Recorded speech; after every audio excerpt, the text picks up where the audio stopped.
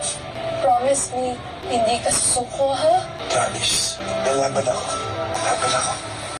Umiiyak sila Caroline, Monching at Lola Nene nang hindi tumitigil si Snoop sa panggigising kay Bingo nang nasa hospital na sila at alam na nila ang kalagayan ng binata.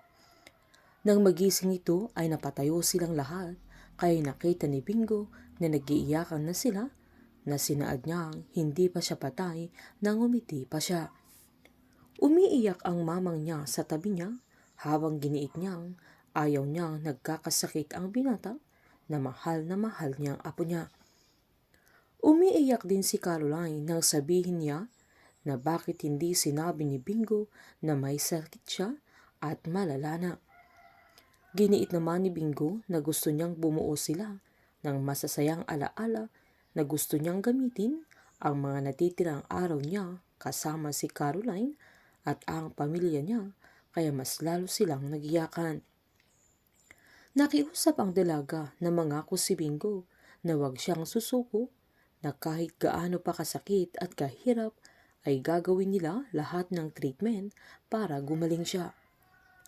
Umiiyak din si Bingo sa mga sandaling yan at nangako kay Caroline na lalaban siya dahil gagawin pa nila ang huling nasa bucket list nila kaya agad siyang niyakap ni Caroline at sinabihan siya ni Bingo na tumahan na ang dalaga dahil malakas siya at halos manghina na si Lola Nene dahil sa kalagayan ng apo niya. Habang masaya naman na si Irene dahil natupad na ang pangarap niya na magkaroon ng sarili niyang bar at si Snoop pa ang business partner niya at nakatagpo na din siya ng taong magmamahal sa kanya at totoong mahal niya din. Naging kaibigan na din na Irene ang mga kaibigan nila Snoop at Bingo. Pinisita naman nila Wilson, Cindy, Charleston at Irene sa kulungan si Bettina kung saan nagdala pa si Irene ng mga nail polish para sa ate niya kaya napatawan niya ito. Hindi nila maiwasang umiyak nang magpaalam na sila sa dalaga, lalo na si Bettina.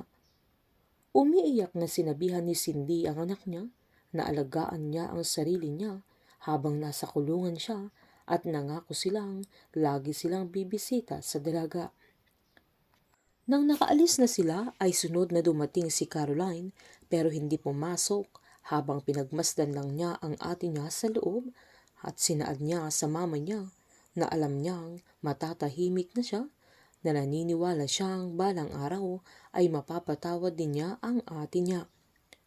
Umiiyak naman si Bettina habang pinagmamasdan si Caroline sa labas na kinawayan lang niya ito. Maraming salamat po sa 8 buwang pagsubaybay ng Can't Buy Me Love dito po sa aking channel. God bless po sa ating lahat.